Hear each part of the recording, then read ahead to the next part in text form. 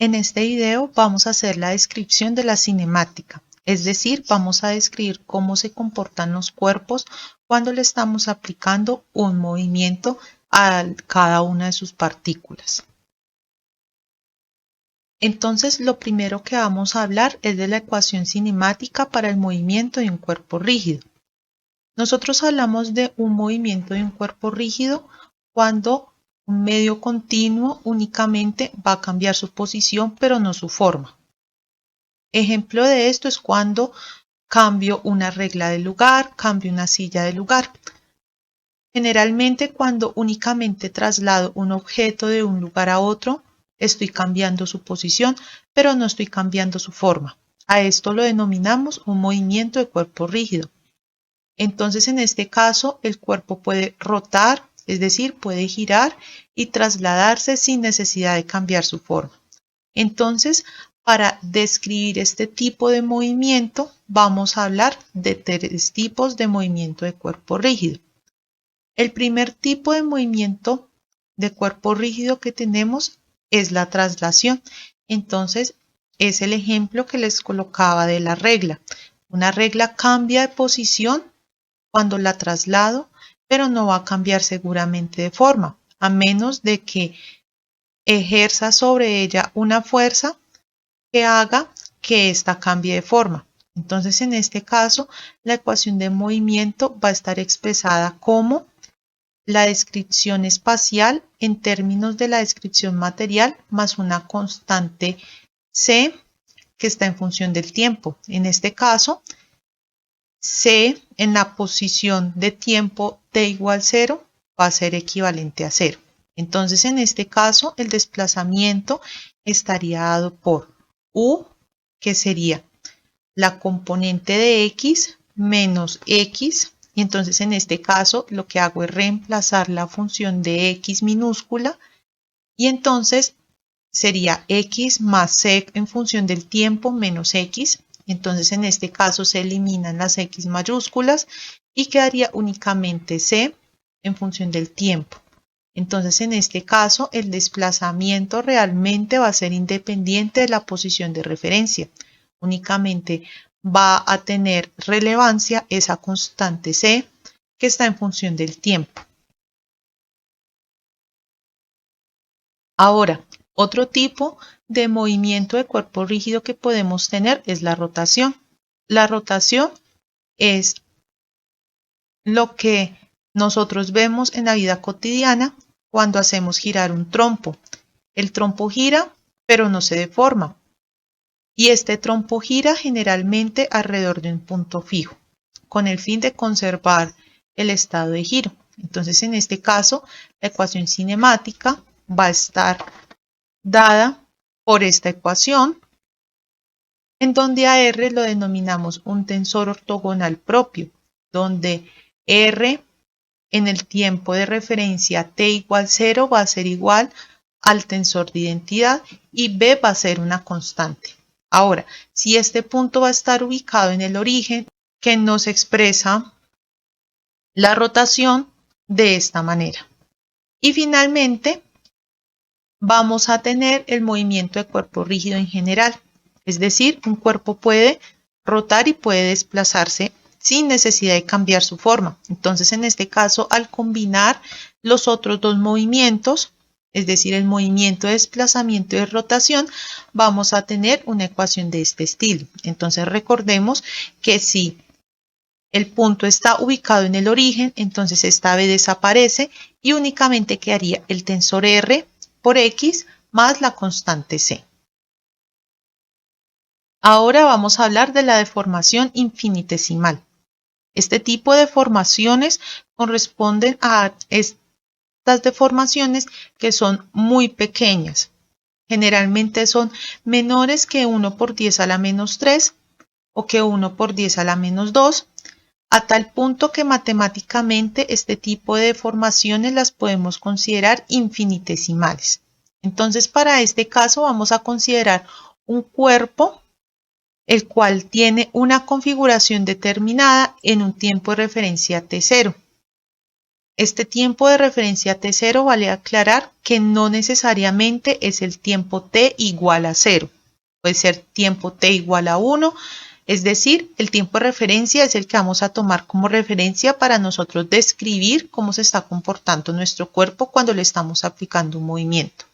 Entonces, en este caso, un punto material P experimenta un desplazamiento U de tal forma que alcanza la posición X igual a X más U de T, teniendo en cuenta la fórmula de desplazamiento.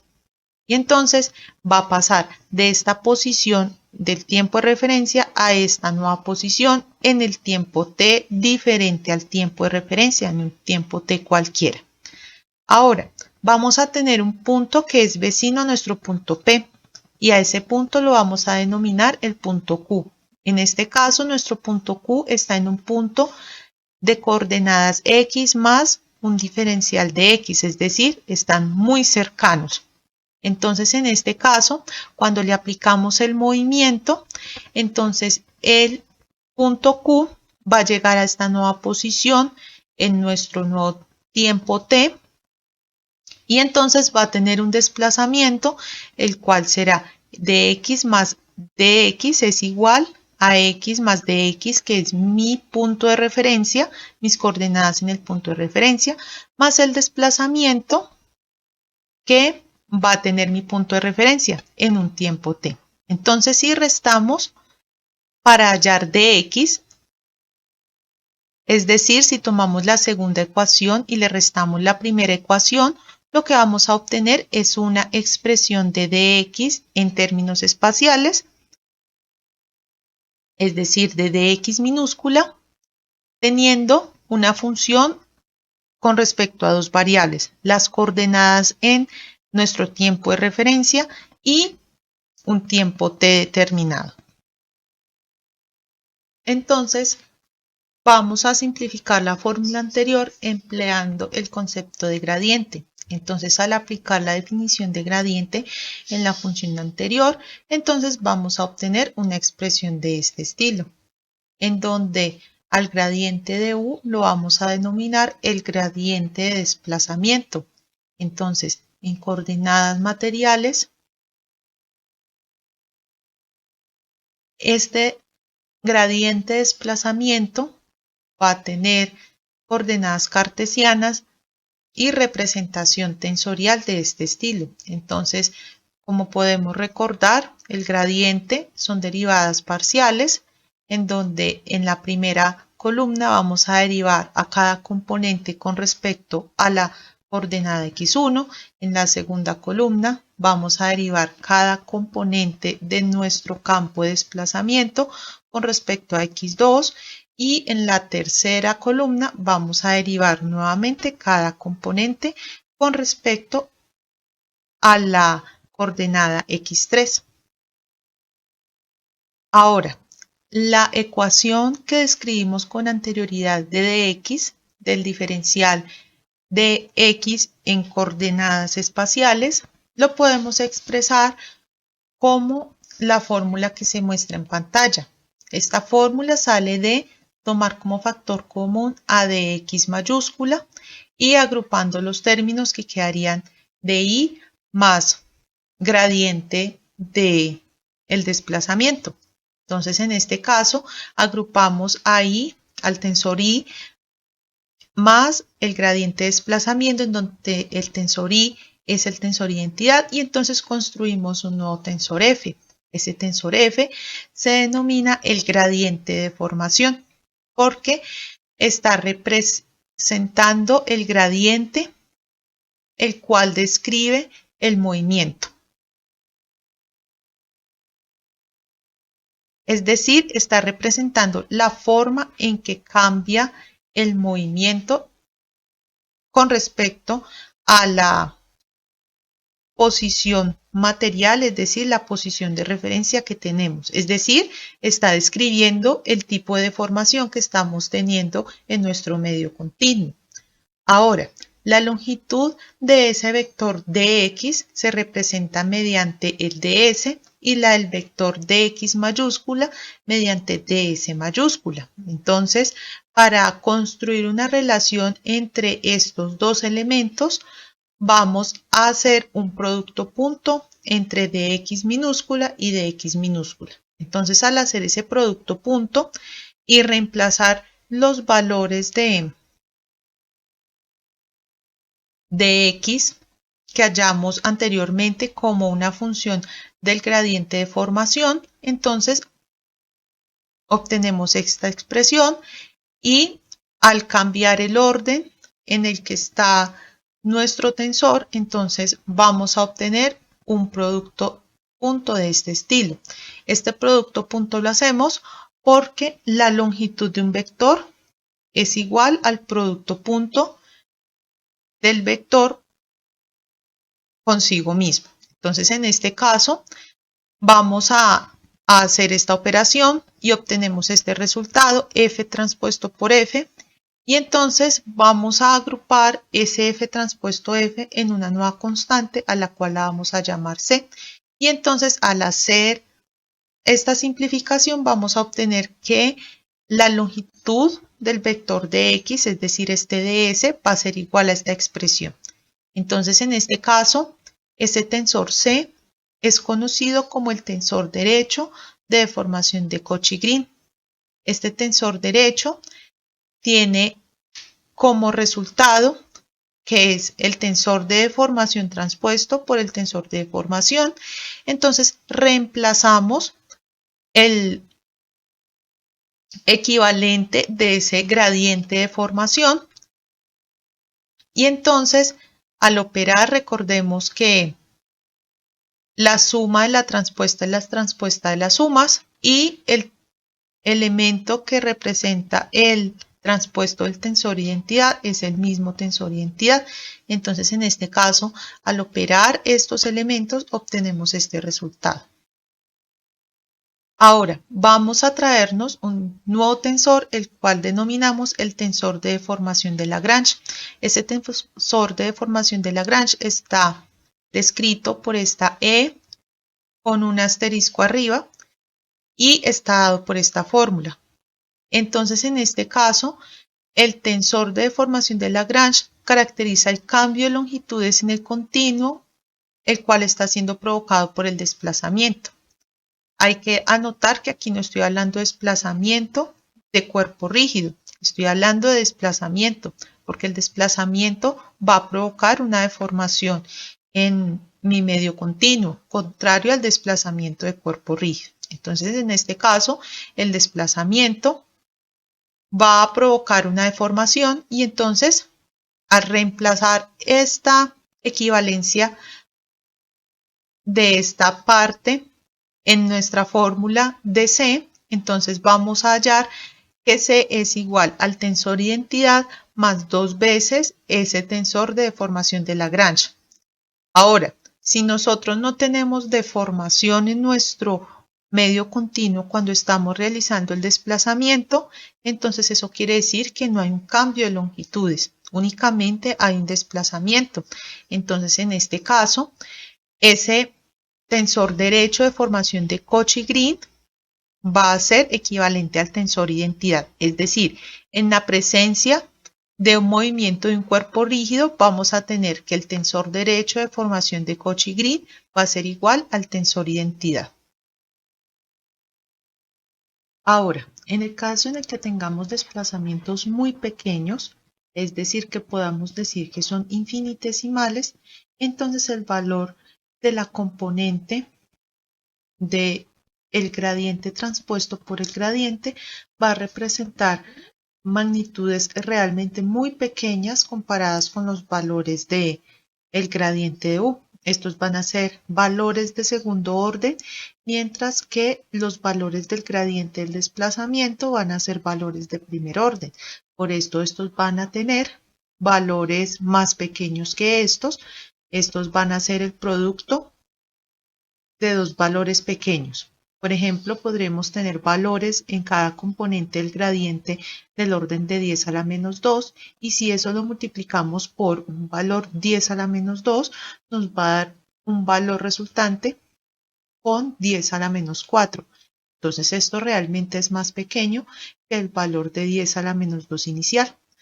Entonces en este caso decimos que el tensor derecho C va a ser casi igual o aproximadamente igual a esta suma, en donde E se representa mediante la suma del gradiente de desplazamiento más el transpuesto del gradiente.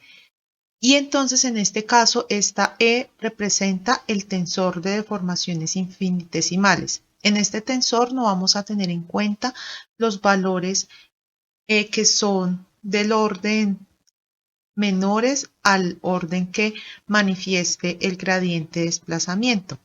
En coordenadas cartesianas y en notación indicial, este tensor de deformaciones infinitesimales se representa de esta forma. Es un tensor que es simétrico. Y en coordenadas cartesianas rectangulares podemos expandir este tensor de deformación a su notación matricial expresándolo de esta forma, en donde vemos que el tensor de deformaciones infinitesimales se representa a través de un tensor simétrico. Y representaciones similares podemos encontrar cuando estamos hablando del tensor de deformaciones infinitesimales en coordenadas cilíndricas y en coordenadas esféricas. Entonces, en estos casos vamos a tener igualmente un tensor que es simétrico y teniendo en cuenta las diferentes particularidades de cada sistema para poder hallar los gradientes, entonces el tensor de deformación va a tener diferentes formas dependiendo del sistema de coordenadas al que estemos haciendo referencia, ya sean cartesianas, cilíndricas o esféricas. Ahora vamos a hablar del significado geométrico del tensor de deformación infinitesimal. Entonces, en este caso, vamos a interpretar la parte geométrica de este tensor dependiendo del elemento que estemos tomando del tensor. Es decir, si estamos tomando un elemento que está en la diagonal o que está por fuera de la misma. Entonces, primero vamos a tener en cuenta los elementos que están en la diagonal del tensor. Entonces, en este caso, vamos a considerar el elemento material que está designado por las letras mayúsculas y entonces este va a ser igual a su longitud por un vector unitario. Ahora, debido al movimiento que tiene este elemento material, entonces este dx en mayúscula se va a convertir en dx minúscula. Recordemos que el dx mayúscula hace referencia a un tiempo inicial o un tiempo que nosotros tomamos como referencia para poder comparar este con la posición que adquiere el elemento material a medida que va pasando el movimiento. Y entonces el movimiento se expresa a través de la letra minúscula, dx. Entonces en este caso, el dx mayúscula se convierte en un dx minúscula porque hubo movimiento y entonces este dx minúscula va a tener una longitud de ds, por lo que el producto punto entre dx minúscula consigo mismo va a ser equivalente al producto punto entre dx mayúscula y el mismo más 2 veces este tensor. Entonces en este caso elevamos al cuadrado a ds y entonces en este caso va a ser igual a ds al cuadrado más 2 veces ds, porque aquí en esta ecuación está 2 veces ds, por n, que es nuestro vector unitario, en producto punto con el tensor de deformación y el vector unitario. Esta es la operación. En este caso estamos sacando todo lo que no son cantidades vectoriales o tensoriales, los estamos poniendo a un lado y estamos dejando únicamente en el producto punto todas las cantidades vectoriales y tensoriales. Entonces, en este caso, para pequeñas deformaciones, nosotros podemos hacer una resta entre la posición final, esa longitud que tenemos en la posición final, y en la posición de referencia, esa longitud de dx, y entonces esta diferencia de cuadrados, según la teoría del álgebra, podemos expresarla de esta forma y podemos decir que esta es aproximadamente igual a esta simplificación. Entonces, en este caso, la ecuación que vemos de la resta se va a convertir en esta expresión. Recordemos que este producto punto nos va a arrojar elementos que son de la diagonal, porque es n, producto punto, el tensor y n. Entonces, en este caso vamos a tener todos los que tengan subíndice nn. Entonces, en esta ecuación estamos estableciendo que la dirección de la elongación unitaria, a la cual la denominamos E sub nn, es el incremento de una longitud con respecto a la longitud inicial. Se va a ejecutar en la dirección del vector n, es decir, en la dirección de x. Recordemos que ese de x es igual a ds mayúscula por un vector n. Entonces, en este caso, el elemento que representa la elongación unitaria es representado por este producto punto. Entonces, en este caso en particular, E sub 1,1 es la elongación unitaria en la dirección x1, E2,2 es la elongación unitaria en x2 y E3,3 es la elongación en la dirección x3. A este tipo de elongaciones unitarias las denominamos las deformaciones normales. Ahora vamos a hablar de los elementos que están por fuera de la diagonal. Entonces, en este caso vamos a tomar dos elementos materiales de x1 y de x2, los cuales van a tener una longitud determinada y van a estar direccionados por un vector unitario m y n, dependiendo del elemento material que estamos desarrollando. Entonces, en este caso, el ángulo formado por de x1 y de x2, es decir, estos vectores de referencia con el movimiento ejecutado, es decir, la posición final, entonces el ángulo entre ellos dos se expresa de esta manera.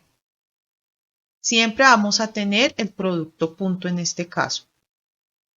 Estamos hablando entonces de que si θ es igual a pi medios menos gamma, en donde gamma es el ángulo de cortante, entonces vamos a tener que el coseno de pi medios menos gamma por identidad trigonométrica es igual a seno de gamma. Y para pequeños ángulos vamos a tener que seno de gamma va a ser aproximadamente igual a gamma. Estamos hablando de pequeños ángulos porque como estamos hablando de pequeñas deformaciones, los ángulos internos que existen alrededor de un elemento material van a sufrir pequeñas modificaciones. Entonces, en este caso, esos ángulos van a ser tan pequeños que van a ser casi equivalentes, tanto el ángulo como el seno de ese ángulo. Ese ángulo expresa el cambio de ángulos internos que existen dentro del elemento material. Entonces, la expresión del ángulo formado entre los elementos de x1 espacial y de x2 se expresa de esta manera.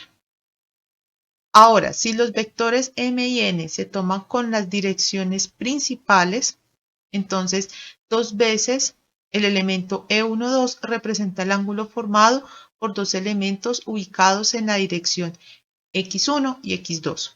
Dos veces E13 representa el ángulo formado entre dos ángulos ubicados entre x1 y x3. Y finalmente, dos veces el elemento 2, 3 de ese tensor de deformaciones infinitesimales, entonces este va a representar dos elementos ubicados en x2 y x3, es decir, el ángulo formado entre estos dos elementos. Ahora, como nosotros acabamos de ver, el tensor es un tensor simétrico. Entonces, en este caso, vamos a tener que de ese tensor podemos obtener tres direcciones que son perpendiculares y que son las direcciones principales del tensor E. ¿Por qué? Porque este tensor es simétrico. Y todo lo que se vio de la teoría de tensores simétricos, es decir, el problema de los valores y vectores propios, se puede aplicar en este caso. Entonces, para este tensor se pueden obtener los valores principales de en donde los invariantes se calculan de la misma forma en el que se calculan para cualquier otro tensor. Entonces, tenemos que para el primer invariante, este va a ser igual a la traza del tensor E, el segundo invariante va a ser la suma de unos determinantes y el tensor va a tener un invariante 3 que va a ser el determinante de ese tensor.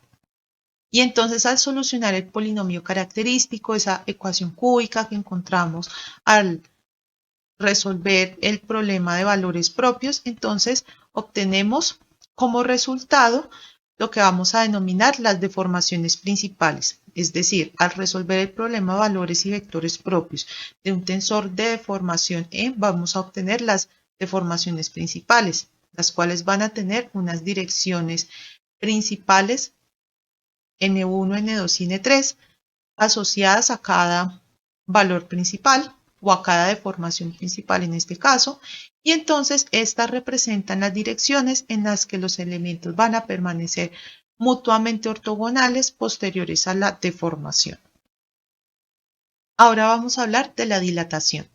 En este caso vamos a considerar tres líneas del medio continuo que salen de un punto común P y son las direcciones principales del tensor E. Entonces estas van a construir un paralelepípedo, que en este caso va a ser rectangular, cuyos lados se prolongan de las longitudes iniciales de S1, de S2 y de S3 a unas longitudes finales, es decir, sufren unas deformaciones y esas deformaciones van a estar en función de E1, E2 y E3, es decir, de las deformaciones principales que se obtienen de solucionar el problema de valores y vectores principales del tensor de deformación. Entonces, en este caso, el cambio de volumen sería en la resta entre el volumen final, es decir, el volumen después de la deformación, menos el volumen inicial, es decir, la figura antes de la deformación. Entonces, en este caso vamos a hablar de diferenciales de deformación porque estamos hablando de elementos muy pequeños. Entonces, en este caso vamos a tener que el volumen final va a ser el producto de S1 por 1 más E1 más el segundo elemento deformado más el tercer elemento deformado en la dirección principal. Este va a ser el volumen menos el volumen inicial. ¿Cuáles eran las longitudes iniciales que tenía cada uno de los lados de ese paralelepípedo? Eran DS1, DS2 y DS3. Entonces eso lo multiplicamos para convertirlo en volumen. Entonces en este caso obtenemos esta fórmula de volumen y entonces cuando nosotros desarrollamos estos productos vamos a tener que van a existir unos elementos que tienen un orden superior. Es decir, van a tener órdenes de 10 a la menos 4, 10 a la menos 5, y entonces estos elementos van a ser ignorados de la suma.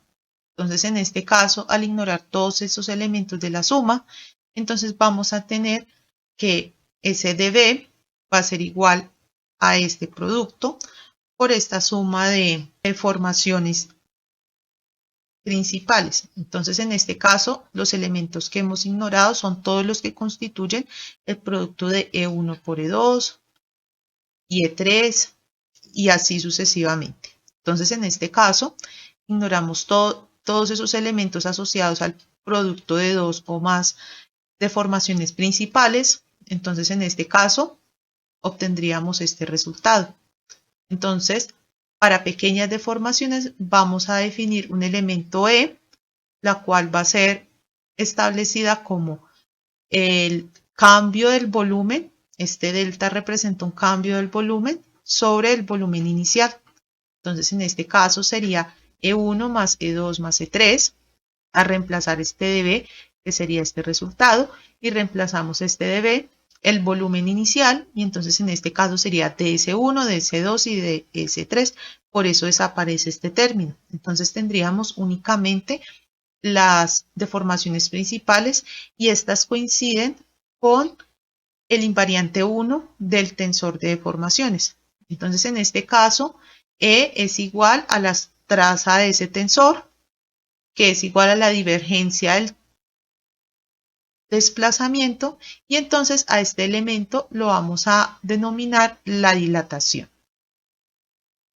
Ahora, dependiendo del sistema de coordenadas, se pueden tener diferentes expresiones de la dilatación. Entonces, en este caso, en términos de desplazamiento, la dilatación en coordenadas rectangulares va a tener esta expresión. En coordenadas cilíndricas, teniendo en cuenta la particularidad del gradiente en este caso, va a tener esta expresión. Y en coordenadas esféricas, teniendo en cuenta nuevamente el tipo de gradiente que se va a manejar acorde al tipo de coordenadas que estamos manejando, entonces vamos a tener una expresión de este estilo. A continuación, vamos a ver unos ejemplos en los cuales vamos a aclarar los conceptos que vimos sobre cinemática. Entonces, en el tiempo t, la posición de una partícula es definida como la que se muestra a continuación, es decir, en coordenadas espaciales, las cuales están en términos de coordenadas materiales y unas constantes que están multiplicando a esas coordenadas, donde esas constantes tienen un índice k equivalente a 10 a la menos 5. ¿Esto qué quiere decir? Que estas son deformaciones infinitesimales por el orden que tienen. Si tuvieran un orden de 10 a la menos 1, de 10 a la 0, de 10 a la 1, serían deformaciones que no son infinitesimales. Entonces, en este caso, debemos encontrar dos elementos: los componentes del tensor de deformación y la elongación de un elemento unitario en la dirección E1 más E2. Entonces, para resolver el primer punto, lo primero que debemos hallar es el gradiente del desplazamiento. Entonces, para hallar el gradiente de desplazamiento, lo primero que debemos hacer es hallar el campo de desplazamiento. En este caso, no vamos a reemplazar acá por 10 a la menos 5 para simplificar el trabajo de las fórmulas. Entonces vamos a aplicar la fórmula que tenemos de desplazamiento en cada una de las componentes. Entonces, en este caso, el desplazamiento en la componente U1 será la componente U1 de nuestro elemento espacial X1 menos la coordenada material X1. Entonces, en este caso, reemplazamos a X1 minúscula por la fórmula que tenemos, que será esta, y le restamos esta X1, y entonces el resultado será KX3. Un procedimiento parecido hacemos para el campo de desplazamiento en su componente U2, y entonces será X2 en coordenadas espaciales menos X2 material. Pero entonces nosotros sabemos a qué equivale esto en coordenadas materiales. Entonces reemplazamos esa equivalencia y hacemos la resta con la coordenada material X2, y entonces esto será igual a KX2. Y lo mismo hacemos con U3, pero en este caso en U3 tendremos que X3 en descripción material va a ser igual a X3 en descripción espacial, y entonces vamos a tener que la resta de estas dos coordenadas va a ser equivalente a 0. Entonces vamos a reemplazar cada una de esas componentes. Entonces, en este caso, este gradiente de desplazamiento va a quedar compuesto por este tensor, en donde vamos a ubicar a KX3 en la coordenada 3, en la componente 3 del desplazamiento 1. Entonces será 0, 0 y K en la componente 3. U2 va a ser K por X2, es decir, únicamente tiene elemento en X2, y entonces la reemplazamos en la posición de X2. Y finalmente vemos que U3 es un vector de ceros por el resultado que nos dio, y entonces vamos a obtener una fila de ceros. Entonces, ya teniendo definido el gradiente de desplazamiento, entonces vamos a hallar el tensor de deformación. En este caso hablamos del tensor de deformación infinitesimal por este K que tiene 10 a la menos 5. Entonces, esto quiere decir que estamos tratando con deformaciones infinitesimales, por lo tanto, vamos a referirnos al tensor E. Entonces, la fórmula del tensor E es igual a la suma del gradiente de desplazamiento más la transpuesta del gradiente de desplazamiento sobre 2. Haciendo esa operación, entonces obtenemos que el tensor de deformación es esta representación que tenemos en pantalla. Ahora, para resolver el segundo punto, debemos convertir esa dirección que tenemos E1 más E2 en una dirección unitaria.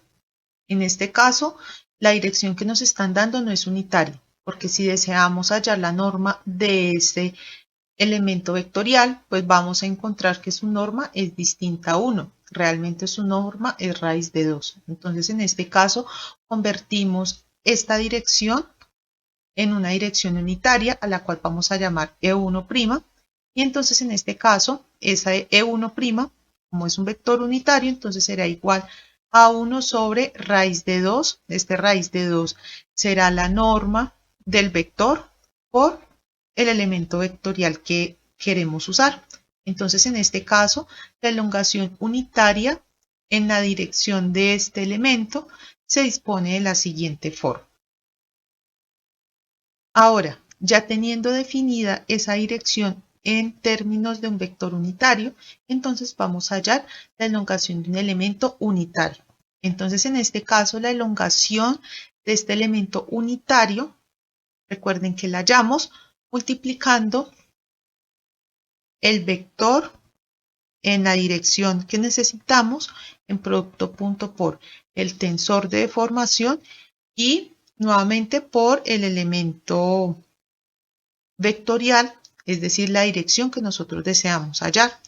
Entonces, en este caso, como nuestro vector lo enunciamos E1', entonces esa elongación unitaria va a ser E11, porque será el vector E1' relacionado consigo mismo. Entonces, en este caso, vamos a multiplicar en producto punto A E1', que es el vector unitario en la dirección E1 más E2, producto punto, el tensor de deformación, porque estamos relacionando la dirección inicial con el elemento ya deformado. Entonces, en este caso sería el tensor de deformación multiplicado por la dirección E1', porque esa es la dirección que nos interesa conocer. Estamos hallando elongaciones. Entonces, en este caso, multiplicamos por el vector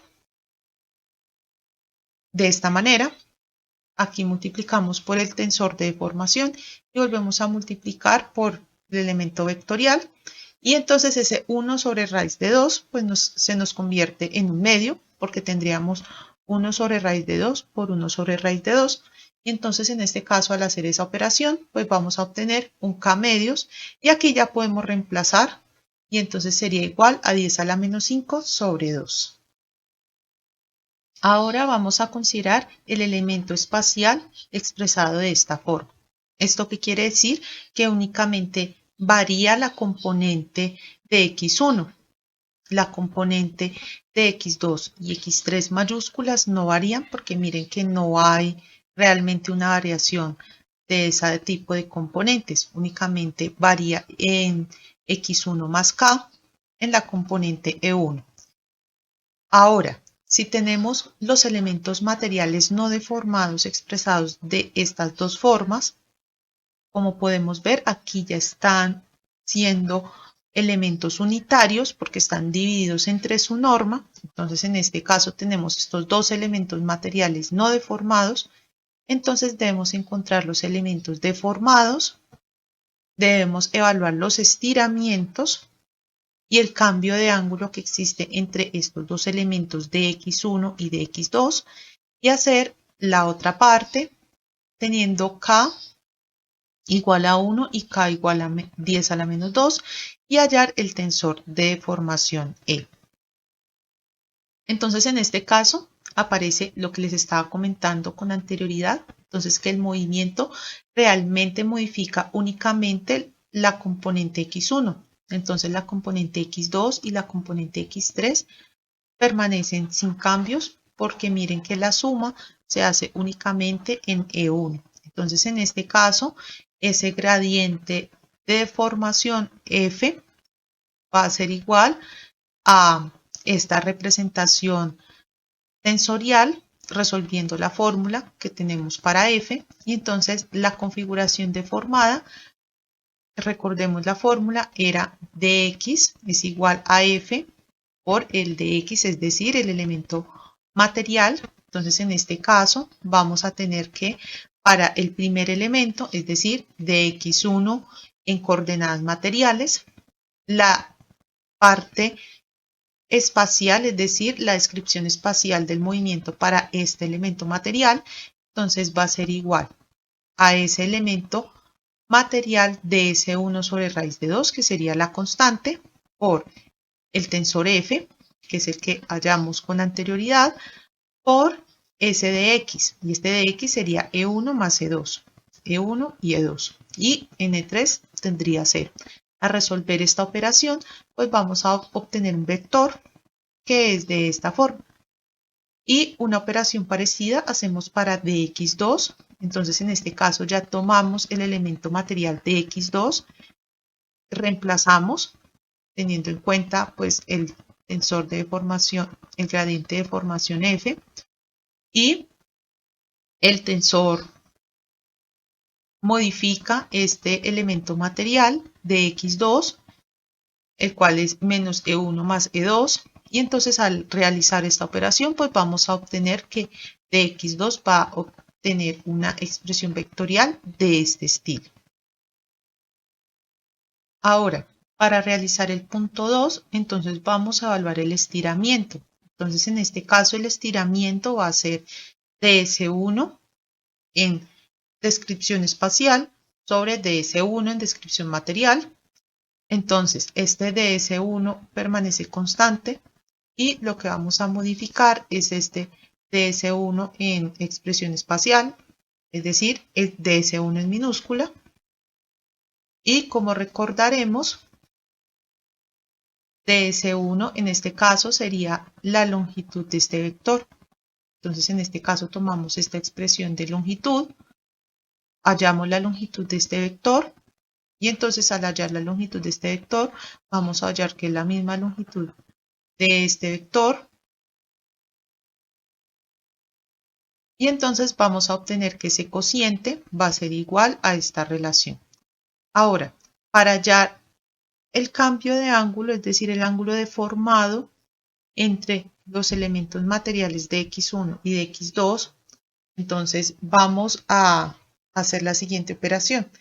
El coseno de pi medios menos gamma es igual a dx1 en producto punto por dx2, pero ya deformados, sobre las longitudes de esos vectores. Entonces, en este caso vamos a obtener que este producto punto es igual a esto, y el producto de las longitudes de esos dos vectores va a dar esto. Entonces, en este caso debemos tener en cuenta que se simplificaron todo lo que tenía que ver con 1 sobre raíz de 2, pues porque en las operaciones este elemento realmente desaparece. Y entonces en este caso vamos a obtener que este coseno de pi medios menos gamma es igual a esta operación. Pero ¿qué pasa? Por identidades trigonométricas sabemos que esta equivalencia de coseno es igual a seno de gamma, por lo que en este caso seno de gamma va a ser igual a este valor, tal y como lo expresamos en este renglón. Ahora, para resolver la parte B, teniendo en cuenta k igual a 1 y k igual a 10 a la menos 2, simplemente reemplazamos en los resultados las equivalencias de k. Entonces, en este caso, para k igual a 1, se tiene que los estiramientos son iguales a raíz de 5 sobre 2 y el ángulo seno de gamma será igual a menos 3 quintos. Ahora, para el caso de k igual a 10 a la menos 2, hacemos algo similar, reemplazamos este k en cada una de las expresiones de estiramiento y cambio de ángulo. Entonces, cuando nosotros reemplazamos este k, vamos a encontrar una equivalencia, y es que esta expresión de el estiramiento la podemos aproximar a esta expresión porque ya estamos hablando de un valor que es pequeño, k igual a 10 a la menos 2. Entonces esto va a ser igual al simplificar a raíz cuadrada de 1 más k y entonces vamos a obtener que es ese estiramiento igual a 1.005. Ahora, en este caso, no se halla el cambio de ángulo porque tendríamos acá elevado al cuadrado. Entonces, en este caso, tendríamos un elemento de muy alto orden, el cual nos expresa que realmente casi no hubo cambio de ángulo entre los dos elementos materiales. Y por último, para hallar el tensor de deformación, vamos a obtener que debemos hallar primero el campo de desplazamiento. Entonces, al hallar el campo de desplazamiento, obtenemos estas fórmulas, por lo que el gradiente del campo de desplazamiento va a quedar expresada de esta forma. Y entonces, aplicando la fórmula de tensor de deformación E, entonces vamos a obtener que esta va a ser igual al mismo tensor del gradiente de desplazamiento. En este ejemplo nos dan directamente el tensor de deformación. Este tensor de deformación se denomina también el estado de deformaciones de un punto. Y entonces en este caso lo expresamos por el tensor E, que es igual a este tensor en representación matricial multiplicado por 10 a la menos 4. Entonces aquí vemos que estos son deformaciones infinitesimales. Entonces en este caso debemos encontrar el cambio de ángulo entre dos líneas que son perpendiculares en el estado no deformado, las cuales emanan de estos dos vectores.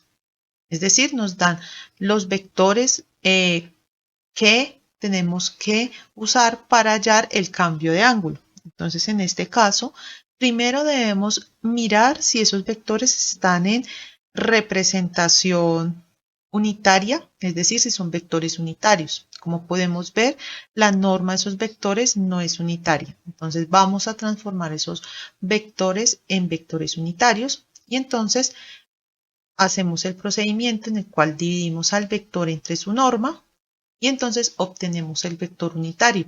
Eso hacemos tanto para E1', que es el primer vector, como para el segundo vector, que es en este caso E2'. Entonces en este caso la disminución del ángulo entre los dos elementos va a ser igual a 2 veces E1, 2', y entonces esto va a ser igual a 2 veces E1', que sería el primer subíndice del elemento E, en producto punto E por el vector E2, que sería en este caso el segundo subíndice de nuestro elemento E1, 2'. Entonces, en este caso, reemplazamos las correspondientes representaciones, tanto vectoriales como matriciales, de nuestro tensor de deformaciones y de nuestras líneas unitarias. Y entonces, al hacer la operación, obtenemos este elemento, el cual representa el cambio de ángulo. Una anotación importante es que las deformaciones no tienen unidades. Las deformaciones son elementos adimensionales porque estos son la relación entre una longitud final y una longitud inicial. Entonces, en este caso, no vamos a tener longitudes. En cambio, las disminuciones de ángulo, ángulos y demás sí van a tener unidades. Y en este caso las unidades van a ser los radianes. Siempre que hablemos de cambio de ángulos, vamos a hablar de radianes. En este ejemplo vamos a considerar el desplazamiento dado por este campo de desplazamiento U1, U2 y U3 con K igual a 10 a la menos 4. Es decir, acá estamos hablando del campo de las pequeñas deformaciones. Entonces debemos encontrar la elongación unitaria y los cambios de ángulo entre dos elementos materiales, los cuales están expresados de esta forma. Entonces, en este caso, como podemos ver, el elemento material de X1 solamente tiene componente en E1 y el elemento de X2 solamente tiene componente en E2. es decir, son ortogonales entre sí y esto nos va a facilitar mucho el trabajo para hallar estos elementos que nos están pidiendo. Entonces, en este caso, debemos construir el gradiente de desplazamiento, el cual tiene una representación matricial de esta forma. Y pues al tener ya las componentes de desplazamiento, simplemente derivamos parcialmente con respecto a cada coordenada x1, x2 y x3 y pues obtenemos cada una de las componentes de este tensor. Entonces, en este caso, en el que x1, x2 y x3 son iguales a 0, el gradiente de desplazamiento queda expresado de esta forma. Ahora, en el caso de estas componentes, vamos a expresar el tensor de deformación empleando este gradiente de desplazamiento. Entonces, en este caso, el tensor de deformación va a quedar expresado de esta forma, con la fórmula que nosotros conocemos. Y entonces, al realizar la operación, entonces vamos a obtener una expresión tensorial de este tensor de deformación de este estilo. Ahora, si nosotros vemos detenidamente el tensor de deformación, vemos que esta sería la elongación unitaria en la dirección E1, esta sería la elongación unitaria en la dirección E2 y esta sería en la dirección E3. Entonces, como nosotros podemos ver, cada uno de los elementos materiales tiene una elongación E1 y una elongación N2 únicamente porque los elementos materiales únicamente tienen expresiones en E1 y N2 para los elementos materiales de X1 y de X2 respectivamente. Entonces, en este caso, lo que hacemos es tomar simplemente la posición E11 como la elongación unitaria para el elemento de X1 y entonces sería igual a 5X y la elongación unitaria del elemento de X2 como está únicamente en la dirección E2, entonces podremos tomar el elemento E22 igual a 2K. Y el ángulo entre estos dos elementos sería 2 veces E12 porque estos están en las direcciones ortogonales E1 y E2. No tienen más direcciones involucradas en la expresión de estos términos materiales y entonces obtenemos que al reemplazar el equivalente pues va a ser igual a la constante K.